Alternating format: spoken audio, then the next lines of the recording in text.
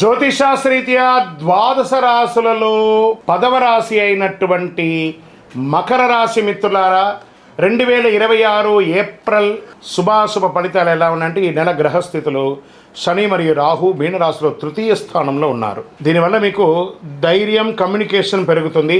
కేతు కన్యారాశిలో నవమ స్థానంలో ఉన్నారు. అదృష్టంపై కొంత గందరగోళం ఉన్నా కూడా పొందుతారు. గురు మిథున రాశిలో షష్ఠమ స్థానంలో ఉండడం వల్ల ఉద్యోగంలో పోటీ, శ్రమ పెరుగుతుంది.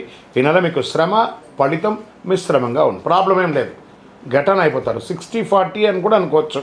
ఒక రకంగా ఉద్యోగస్తులో పనిలో పోటీ పెరుగుతుంది, బాధ్యతలు పెరుగుతాయి. పై అధికారులతో జాగ్రత్తగా ఉండాలి. కానీ మీ కష్టం ఫలిస్తుంది, స్థిరమైన పురోగతి ఉంటుంది. ఐటీ, సాఫ్ట్వేర్, సర్వీస్ రంగాల్లో ఉన్న వారికి మంచి మంచి అవకాశాలు వస్తున్నాయి. వ్యాపారస్తులకి కొత్త ఒప్పందాలు వస్తాయి. నిర్ణయాలు జాగ్రత్త అవసరం. భాగస్వామి వ్యాపారాల్లో అపోహలు రావచ్చు. ధన విషయంలో వస్తే ఆదాయం స్థిరంగా ఉంటుంది. ఖర్చులు కూడా పెరిగే అవకాశాలు. షేర్ మార్కెట్ పర్వాలేదు, జాగ్రత్తగా ఉండండి. ఈ నెల మిశ్రమ ఫలితాలని చెప్పచ్చు. షార్ట్ టర్మ్లో మాత్రం జాగ్రత్తగా ఉండి, లాంగ్ టర్మ్ బ్లైండ్గా ఉండొచ్చు. మీరు డిసిప్లిన్ అప్రోచ్ ఉండాలి.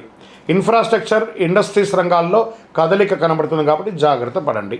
అందులో చూసుకోవచ్చు. మీరు రియల్ ఎస్టేట్ విషయానికి వస్తే మధ్యస్థ ఫలితాలు. ఈ నెల కొత్తగా రియల్ ఎస్టేట్లో ఏం మీకు పెద్ద నువ్వు సాధించేది ఏం లేదు, కొంచెం మధ్యస్థంగానే ఉంది, జాగ్రత్తగా ఉండండి. ఇంకా కోర్టు విషయాలు నెమ్మదిగా పురోగతి అవుతుంది. మీకు మంచి జడ్జిమెంట్ వచ్చే అవకాశాలు ఉన్నాయి. కొన్ని విషయాలు మీకు చాలా అనుకూలంగా అవకాశాలు ఉన్నాయి. కుటుంబంలో శాంతి ఉంటుంది. కానీ చిన్న చిన్న విభేదాలు. మీ యొక్క తల్లిదండ్రుల్ని, పెద్దవారిని గౌరవించడం నేర్చుకోండి. ఫస్ట్ మీకు తెలుసు, మీకు తెలియదని ఉండదు. కానీ మీకు తెలిసిన దానికంటే మీ పై వాళ్ళకి చాలా తెలుసు. మీరు ప్రేమ ఇస్తేనే అక్కడి నుంచి ప్రేమ పొందుతారు. మీరు ఎంత ద్వేషం అవుతున్నారో అది మీకు నష్టం, కానీ పై వాళ్ళకి నష్టం కాదు. అది ఒకటి చూసుకోండి. మీరు సహనం అవసరం. పెద్దల ఆరోగ్యం పట్ల జాగ్రత్త. ఇంకా విద్యార్థులకి మంచి సమయం. కష్టపడితే మంచి ఫలితాలు పొందే అవకాశాలున్నాయి. పోటీ పరీక్షలు విజయం సాధిస్తారు. విదేశీ అవకాశాలు మధ్యస్థంగా ఉన్నాయి. కాస్త పోస్ట్పోన్ చేయండి. ఇక్కడి నుంచి వెళ్ళేవాళ్ళు ఏ దేశానికి వెళ్ళినా.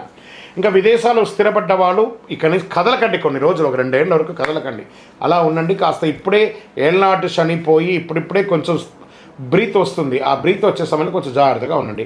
ఇంకా కళాకారులకి, మీడియా, యూట్యూబ్ రంగాల్లో ఉన్న వారికి మంచి అవకాశాలు వస్తున్నాయి. సోషల్ మీడియాలో గుర్తింపు పెరుగుతాయి.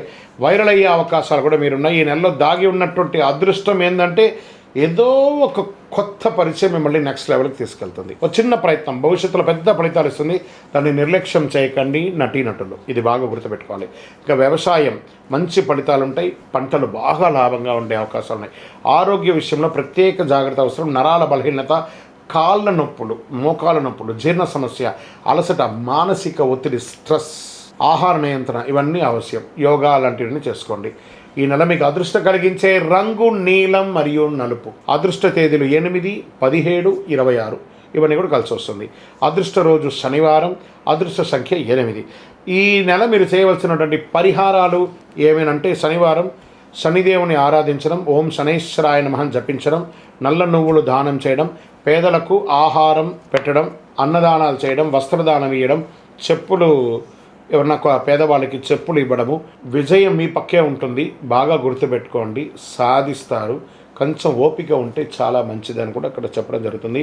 మీ నిర్ణయం, మీ భవిష్యత్తు. మీరు నోరు అదుపులో పెట్టుకుంటే విజయం మొత్తం మీదే.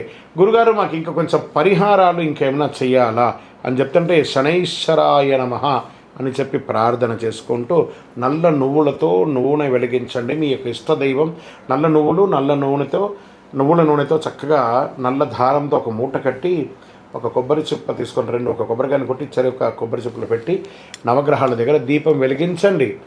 ఇంకా అతి శక్తివంతమైనటువంటి పరిహారంతో కూడినటువంటి ఈ యొక్క కరుంగాలి మాల ఉంటుంది చూస్తారా, 48 రోజులు మన దేవాలయంలో పూజ చేసి, సుదర్శన చండీ హోమాదులన్నీ కూడా చేసి, సుబ్రహ్మణ్య భుజంగ పారాయణం చేసి సిద్ధంగా ఉంది. కావలసిన వాళ్ళు ఈ మాలను పొందండి. గురుగారు, మా గోచార ప్రకారం కాకుండా మా వ్యక్తిగత జాతకం తెలుసుకోవాలనుకుంటున్నాం.